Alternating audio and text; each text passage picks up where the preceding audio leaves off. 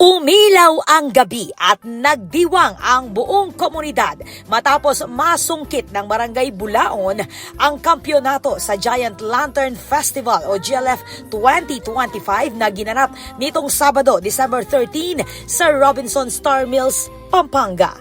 Hinangaan ang higanting parol ng Bulaon na tampok ang banal na pamilya sa gitna, pinalilibutan ng makukulay at sumasabay na tila sumasayaw sa ilaw sa masiglang himig ng mga awiting pamasko.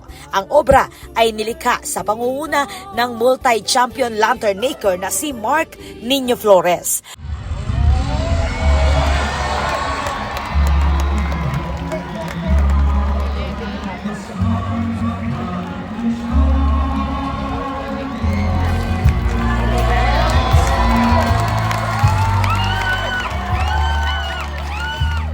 Ayon kay Punong Barangay Laverne Gopez, makasaysayan ang panalo ng Bulaon dahil ito ang kauna-unahang kampyonato ng barangay mula nang sumali sila sa prestiyosong Fiesta ng mga Parol noong 2019. Samantala, kinilala rin ang iba pang nagningning sa gabi ng parangal. First runner-up ang Barangay Santo Niño sa pamumuno ni Barangay Captain Janino Padilla at lantern maker na si Byron Bondo.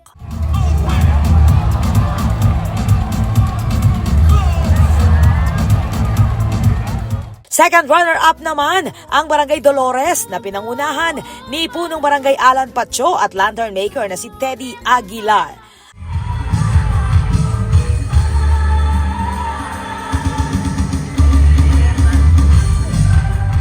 At third runner-up ang Barangay Kalulot sa pamumuno ni Barangay Captain Jaime Capil at lantern maker na si Shakina Ley Bondo.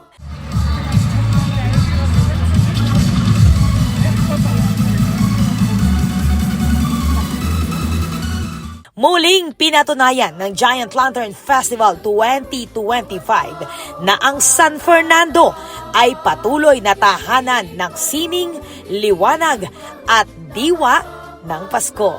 Ako po, Patricia Mamangon para King News Force Pampanga.